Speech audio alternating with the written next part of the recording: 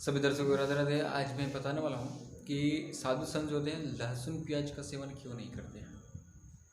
देखिए, वो ज़्यादातर सादा खाना ही खाते हैं। जानते हैं क्यों? क्योंकि हमारा जो मस्तिष्क होता है ना, वो 3 पार्ट में बटा हुआ है। पहला जो दिया उसको अग्र मस्तिष्क कहते हैं, मध्य मस्तिष्क होता है दूसरा, और तीसरा होता है पश्चिम मस्तिष्क। तो जो हमारा अग्र मस्तिष्क होता है ना सभी का, वो भी 3 पार्ट में बटा होता है। पहला होता है सेरिब्रम, दूसरा होता है आपका थैलेमस, तीसरा होता है हाइपोथैलेमस। तो जो मेरा हाइपोथैलेमस है ना, उसका कार्य देखिए क्या क्या होता है।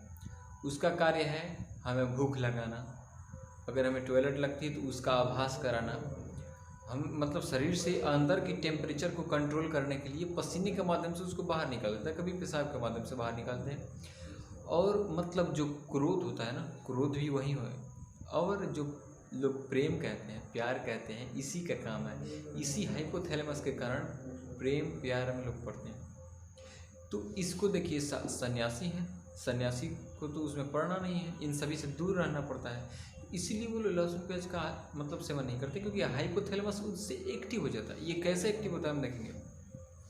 और ये एक्टिव हो जाता है ना, तो कहीं भी मन नहीं लगता है, अपने तरफ इसको खींच करके रखता है, मतलब उलझाए रहेगा अपने में। जब आपको क्रोध आ जाएगा ना, तो आपके सामने पिताजी हैं, तो क्रोध में उनको भी हम क्या करते हैं, डांट देते हैं, क्योंकि आप अपने कंट्रोल में नहीं है। वो तो हाइपोथैलेमस एक्टिव हो चुका है, कहीं भी मन नहीं लगेगा, आप क्या कर रहे हैं समझ में नहीं आएगा।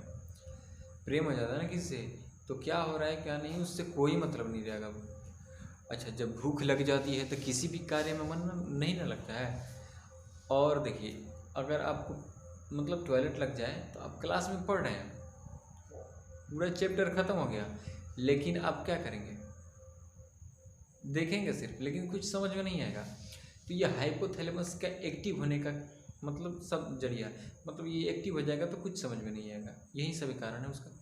तो ये हाइपोथैलेमस एक्टिव कैसे होता है, तो हाइपोथैलेमस को एक्टिव होने के लिए सल्फर की मात्रा होना जरूरी है। तो सल्फर जितना उसको मिलेगा उतना ही तेज़ी से वो एक्टिव होगा। और सल्फर मिलती कहाँ से है, तो वही जो प्याज होता है ना, उसमें सबसे ज़्यादा मात्रा होती है सल्फर की। सल्फर की मात्रा सबसे ज़्यादा होती है प्याज में, इसीलिए वो एक्टिव कर देता है। और उसके बाद लहसुन में होती है, तुरंत लहसुन 2 नंबर पर आता है सल्फर में। तो सल्फर का दोनों अच्छा मतलब माध्यम है। और जितने भी गरम मसालाएँ हैं, मतलब मसाला जितने प्रकार के ये सब है, मतलब गरम खाने, तो वो सब क्या होते हैं, सल्फर की मात्रा मतलब बढ़ाते हैं, तो हाइपोथैलेमस एक्टिव होने में सक्षम होता है। मैं इस लैपटॉप में बताता हूँ कि आप कहाँ पर ये मेरा हाइपोथैलेमस होता है। ब्रेन का एक फिगर देख लेते हैं। देखिए हमारा कहाँ होता है ब्रेन, हाइपोथैलेमस। ये पूरा ब्रेन है, और ये मस्तिष्क का अकेला 66% होता है। ये जो होता है ना सेरिब्रम, जो अगला मस्तिष्क, वो 66% पूरा ब्रेन का ये अकेला इतना दूर 66% मतलब अग्र मस्तिष्क होता है, जिसमें सेरिब्रम सबसे ज़्यादा होता है। हाइपोथैलेमस बहुत छोटा होता है। देखिए यहाँ पर कितनी मात्रा में है, जो रेड वाला दिख रहा है ना, रेड वाला, यहाँ पर जो रेड वाला दिख रहा है, ये हाइपोथैलेमस है। देखिए इसका यहाँ पर लिखा हुआ है हाइपोथैलेमस, हाइपोथैलेमस लिखा हुआ है, ये हाइपोथैलेमस है। यहीं एक्टिव हो जाता है तो हमें कहीं मन नहीं लगने देता है। इसीलिए साधु संत लहसुन प्याज का सेवन नहीं करते हैं, क्योंकि ये एक्टिव हो जाएगा। और कोई पराई स्त्री है उसके तरफ ध्यान दिए तो वो आकर्षण पैदा कर देता है।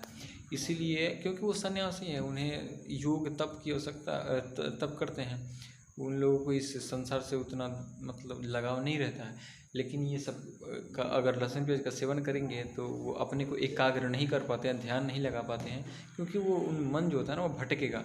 इसलिए लहसुन प्याज का सेवन नहीं करते हैं। और जनरल विद्यार्थियों को भी नहीं करना चाहिए, क्योंकि विद्यार्थी जीवन में अधिकतर लड़के क्या करते हैं कि मतलब बिगड़ जाते हैं, ख़त्म, मतलब उनका माइंड जो था ना, ये हाइपोथैलेमस ज़्यादा मात्रा में एक्टिव रहता है। इसलिए लहसुन प्याज विद्यार्थियों के लिए भी सेवन करना हानिकारक है, और तो समझते ही होंगे कि क्यों हानिकारक है। तो सभी दर्शकों को राधे राधे।